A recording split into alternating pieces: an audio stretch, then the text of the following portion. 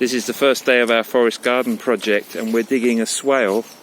It's a trench, and Rakesh, would you like to just tell us what you're doing and what it is that we got here?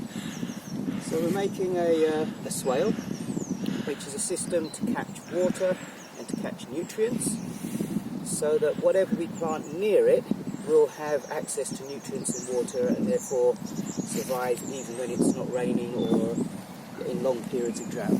So what we're doing, we've mapped a contour line using an A-frame, which is over there, you may have seen.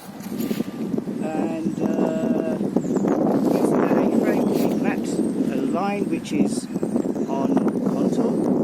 And now what I'm doing is we're digging straight down, roughly just a little bit more than the spade's width apart. We've dug straight down 2 sides and putting all of that material over this side, leaving about a spade's width gap.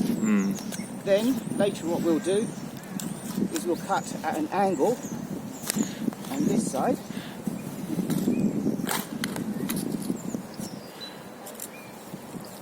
Yeah. And we'll do the same on this side as well. Yep.